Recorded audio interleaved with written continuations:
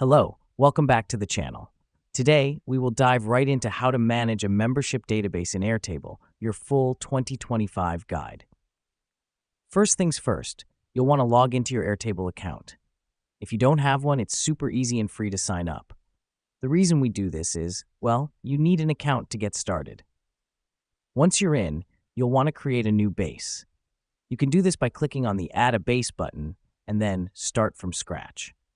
This is essentially creating your workspace, your canvas, if you will, where all the magic will happen.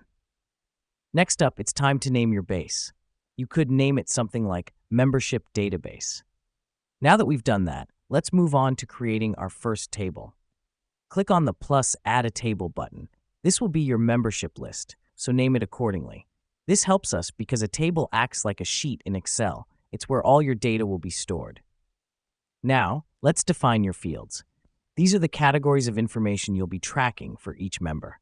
For example, name, email, date joined, membership status, etc. To do this, click on the plus button next to your last field and type in your field name. Then select the appropriate field type from the drop-down menu. The reason we do this is to keep our data organized and easily searchable. Once you've done that, it's time to start adding your members. Click on the plus Add a Record button and start filling in the fields. Let me explain why this matters. This is how you populate your database. It's pretty straightforward, but do ensure you're entering accurate information. Next, you'll want to create a view. This is like a saved search or filter that will allow you to see specific subsets of your data. For example, a view for active members or expired members. To do this, click on the Add a View button and select the grid view.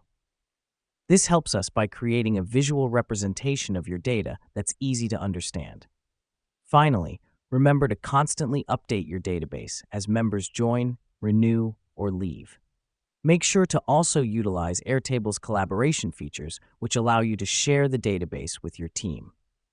And that's a wrap. You now know how to manage a membership database in Airtable. Thanks for tuning in, and we'll see you in the next tutorial.